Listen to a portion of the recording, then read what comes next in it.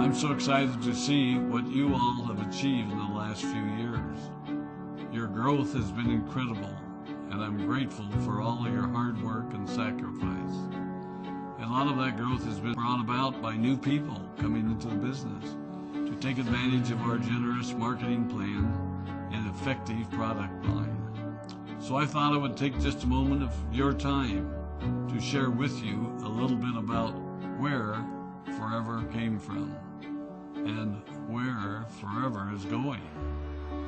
I've heard people describe this as our culture, but I think it's simply who we are.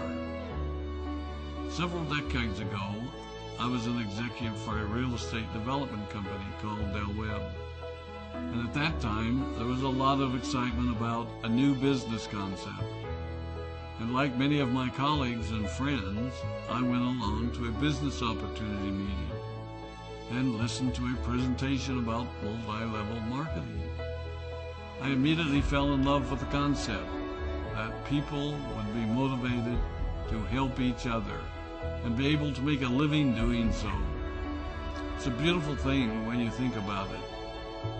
Although I was enjoying my career, I didn't think that I was contributing as much as I wanted, or as much as I could, to improve the well-being of the people around me. Inspired by the concept of people helping one another, I set out to write a marketing plan that is almost identical to the one that we use today. As I developed it, I had two goals. One was to pay the highest bonuses possible and still be able to run a company effectively. Two, to build a plan that would motivate and encourage people to keep working. I wanted a plan to reward those that remain active and engaged. I love the concept of a royalty income. However, I believe that it's good for our souls to work hard. People who work hard are happier. Of course, if you work hard, you should play hard. And that was one of my motivational factors in starting Forever Resorts. It was to give people the opportunity to spend time with their loved ones and experience the wonder of nature. Next time we're together, maybe I can tell you more about my passion for our resorts, our rare animals, and spectacular natural resources. So, with a marketing plan prepared, I needed to find a product. And we searched around and looked at different opportunities. I was passionate about finding something that was effective, consumable, and that we knew would not be a fad.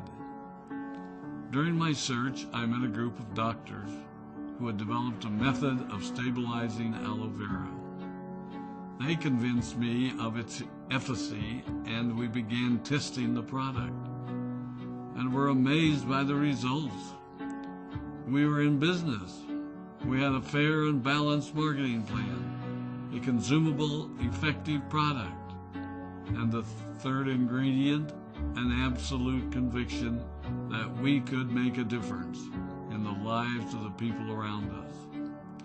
And while it might have been a bit presumptuous, we honestly believed that we could make a difference in the world.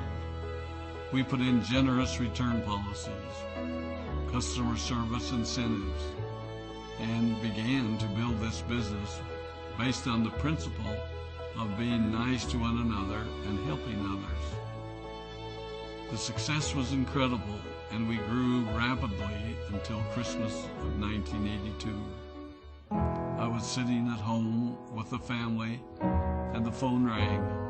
They informed me that there had been a freeze at our aloe plantations in Texas, and that all of our aloe was destroyed. I immediately went to the airport and flew to South Texas to see what we could do.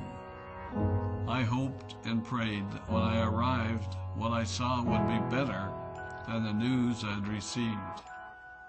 But that wasn't to be the case.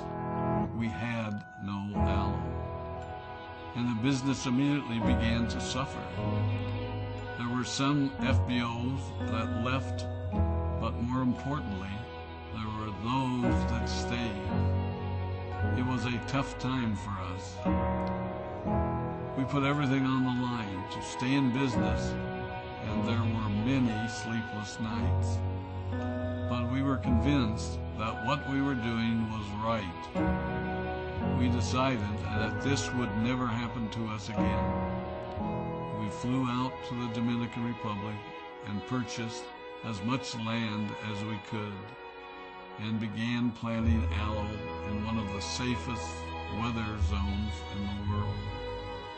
In addition to the acres of plantations in the Dominican Republic, we now have plantations in Mexico and South Texas. It was a tough lesson to learn.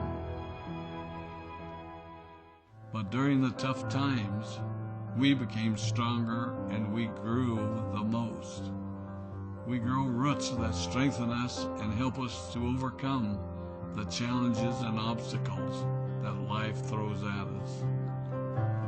I have learned that solid principles and core beliefs do not have a sell-by date. It is never old-fashioned or out of style to be nice to each other, to honor your commitments, and to treat people how you would wish to be treated.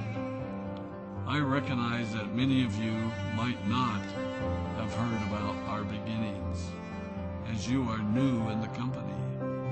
I am thrilled that you're part of our forever family, but I ask you to be mindful of the foundation upon which this company has been built. Forever was built on the principles of paying the highest bonuses possible, providing the most effective and highest quality of product, and empowering people to serve one another. There are no shortcuts to success in our business. Of course, the speed at which we reach certain levels may vary, but the fundamental principles remain unchanged and will remain unchanged as we continue our journey over the next 4 decades and longer. There will be times when a pathway will open up to you that will tempt you to take a shortcut, to buy a little more product than you may need, to make a purchase in someone else's name, or other ways in which we are tempted to give up what we want most for what we want now. Never forget that you're a part of something special, a business that has been built upon taking the road less traveled. It may not be as fast and as shiny as you might want it to be, but take it from me, the road less traveled is more rich, more wonderful, more fulfilling, and more lasting than you can ever imagine. We love you, we appreciate you, we are proud of you. My name is Rex Maughn, and I am